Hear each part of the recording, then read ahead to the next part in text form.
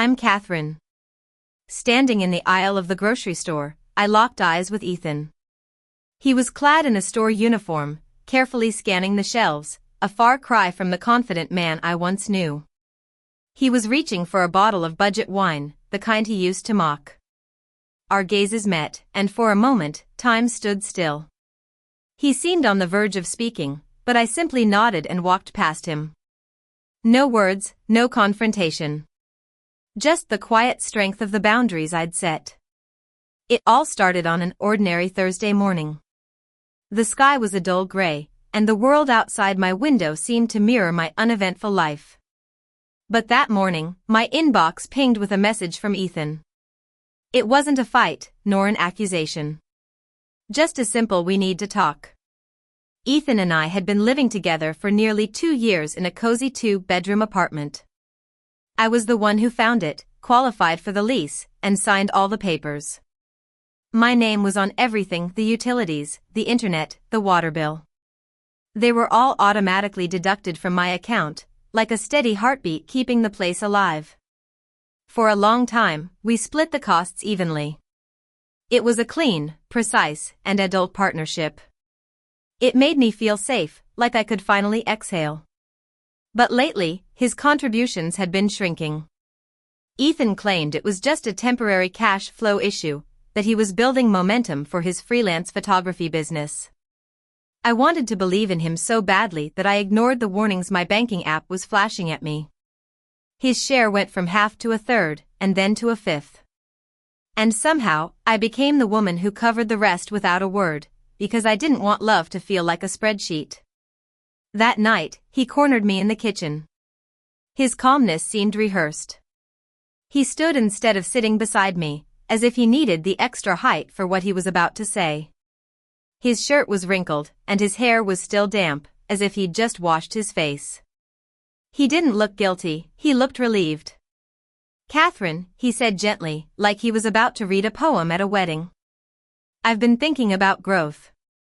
I didn't say a word. I just watched him. He swallowed hard and then blurted out, "I feel like I'm vanishing in this relationship with you. I need my own space to breathe." "You're not doing anything wrong, but I'm stifled." The word stifled hung in the air like a cloud of smoke with nowhere to go. He continued, his eyes steady and his voice soft. "I need to live alone for a while, just temporarily. This isn't us breaking up. I just need to find myself without you around all the time." It sounded so reasonable, almost. My first reaction wasn't anger. It was a quiet, humiliating urge to prove that I was easy to love. So, I nodded, like I was swallowing a bitter pill. "You want to live alone?" I repeated. "Yes," he said, his shoulders relaxing as if he'd been carrying that sentence for weeks. "Just for a little while, for me." I let the silence stretch. Then I asked the question that always turns a self-discovery speech into an argument. "Is there someone else?" His eyes flashed with irritation, not guilt or sadness. "That's exactly my point," he snapped. "You always assume the worst. I'm asking for autonomy, and you turn it into cheating." I didn't apologize. I just stared at him until his breathing became shallow. Then he changed his tune, trying to sound enlightened. "I found a 1-bedroom loft downtown. It's perfect for my photography equipment. I can move next month. We can still date, just with some distance." The kitchen suddenly felt colder. I stared at him, trying to understand what he was really saying. "So, you're moving out next month?" I asked slowly. He hesitated for a moment, then smiled as if he'd solved a puzzle. "Well, logically, it makes more sense if you move. This apartment is perfect for my gear, and you work remotely. You can work from anywhere." In that moment, I felt something inside me click. It wasn't just the request for space, it was the assumption that the home I'd built could be so easily rearranged for his so-called personal growth. I thought about the last few months, my automatic payments, his financial dips, the way he'd started leaving dishes in the sink for days because he was in a creative sprint, and how he'd stopped noticing all the things I did. I surprised myself by smiling. It wasn't because I agreed, but because shock made my face go blank when my heart was trying to back away. "All right," I said softly. "I want you to be happy." Ethan's face lit up, and he hugged me tightly, almost triumphantly. "This will make us stronger," he murmured in my ear. "Thank you for understanding." But that's when I decided to set boundaries with action. That Saturday, I rented a moving truck. I didn't wait for a month or for him to be ready. While Ethan was at what he called a photography seminar, I packed up the apartment. My workstation, my monitors, my desk, and my ergonomic chair were all gone. The living room TV that I'd paid for, the console, and the end table I'd refinished myself, they were all loaded onto the truck. Even the shower liner that I'd bought. I was done giving pieces of myself to a man who called my presence stifling. When Ethan came back, the apartment was empty, like a stage after the actors had left. He froze in the doorway, his jaw dropped and his eyes wide. What are you doing?" he choked out. I carried the last box of my novels towards the door, as calm as if I was folding a letter I'd already decided not to send. "You needed room to rediscover yourself," I said. "I'm giving you all the room you need." His voice cracked. "But where are you going?" "I got a place," I replied. "A short-term rental across town. It's cozier and quieter. It's mine." He stumbled after me, his panic obvious. "I thought you'd stay until I move next month." "That was the plan." I stopped beside the truck and looked at him. "Why would I stay? You said you were stifled living with me." "I'm fixing that now." His face turned red. "This is insane. You can't just abandon me." "Abandon?" I repeated softly. "Ethan, you asked for distance. This is distance." His eyes then darted towards the apartment as if he'd just remembered the real problem. "What about the rent?" "It's due in 2 weeks." I tilted my head. "That sounds like a conversation you should have with the management. Your name isn't on the lease." His throat bobbed. "I can't pay $2,400 alone." I let the silence hang for a moment. "You should have thought about that before you asked for independence," I said. His phone started buzzing in his pocket, and so did mine. I knew then that this wasn't going to end cleanly. Men like Ethan don't panic when they lose love, they panic when they lose access. I climbed into the truck, closed the door, and drove away. Behind me, Ethan stood in the driveway of the life he thought he could keep without me. As I drove, my phone lit up with the first message, "This is childish." I ignored it and kept driving. The messages kept coming. "You're punishing me for expressing my needs," he texted. By Sunday night, his texts had become philosophical. True partners support each other's growth. Couples take breaks all the time. You're being emotionally controlling by forcing this timeline.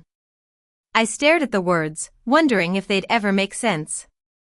What he really meant was that he wanted freedom without any consequences. On Monday morning, I drove back to the old apartment to end things cleanly. I dropped my keys off with the property manager and explained that I was terminating the lease early. I agreed to pay the 2-month penalty without hesitation. The manager nodded sympathetically.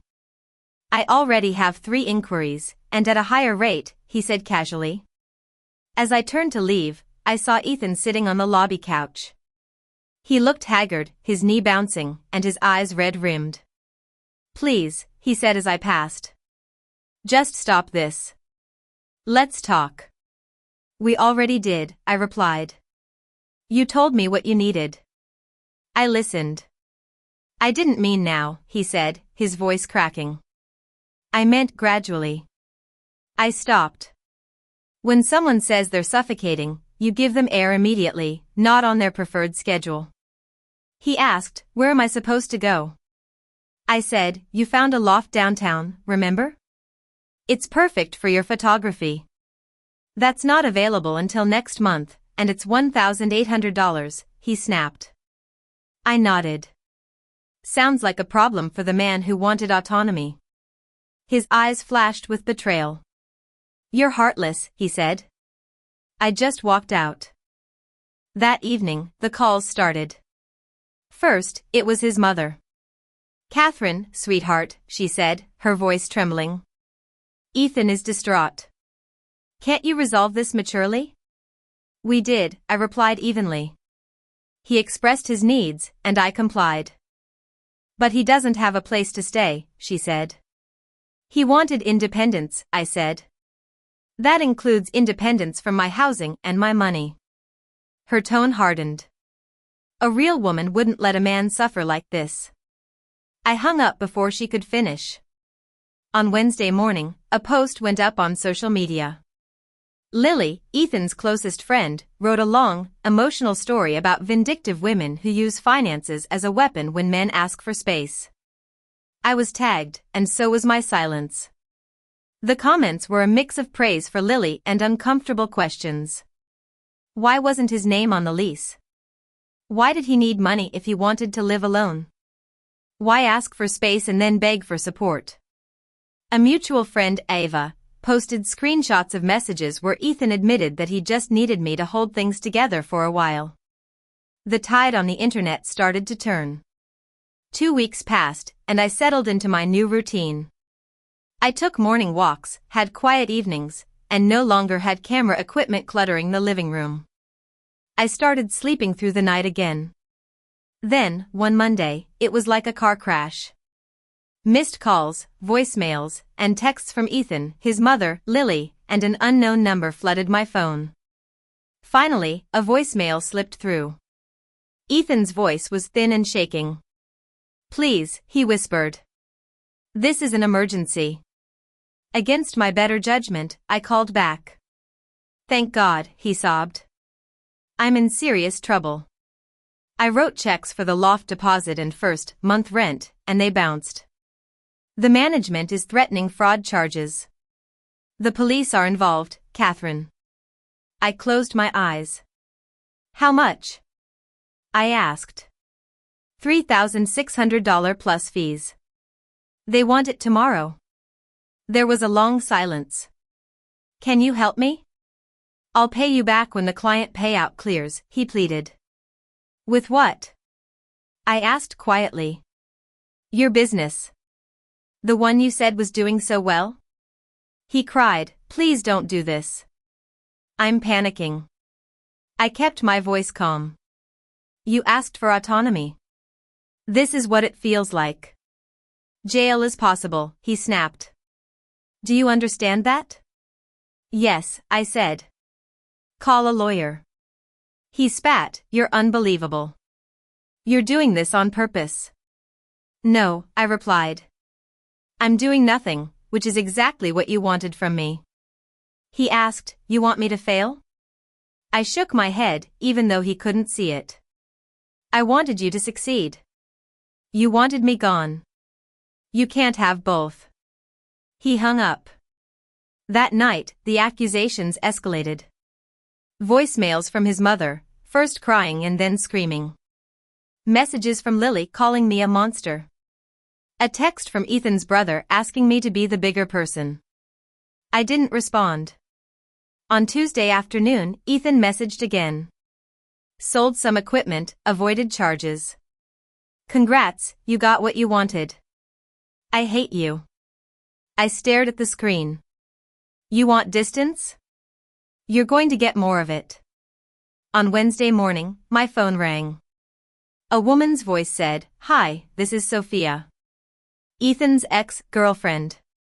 We need to talk, she said. And suddenly, all the missing pieces fell into place. I stepped onto my narrow balcony, the city humming below, indifferent to my personal turmoil. I leaned against the rail, the phone to my ear, and asked carefully, Why are you calling me? She exhaled, sounding tired. Because Ethan is spiraling, and I think you deserve to know what really happened.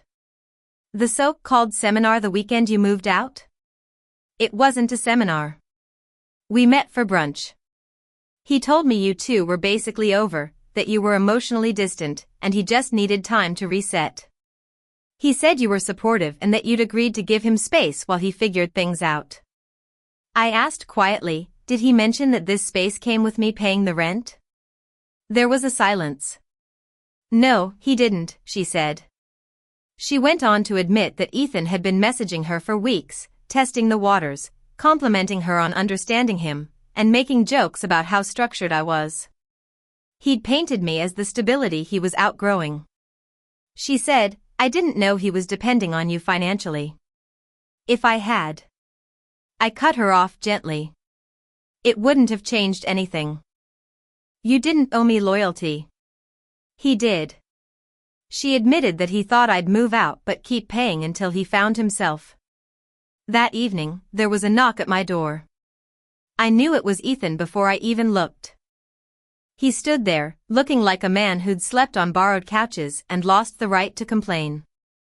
His hair was greasy, his eyes were swollen, and he was wearing the same hoodie I'd last seen him in days ago. Please, 5 minutes, he said. 2, I replied, holding the door frame. He stepped inside, looking around as if he was trying to find the woman who used to live there, the one who smoothed things over and paid quietly. I messed up, he said quickly. Sophia meant nothing. It was just ego, validation. I looked at him. You blew up our life for validation? I was scared, he insisted. We were so intense, and I'd never lived alone. I thought I needed to, but I thought you'd be there after. After? Like a safety net you could come back to? I said. You wanted a backup plan. No, he protested. I just didn't think it would be this real. I nodded. That's the problem. You wanted the idea of independence, not the cost.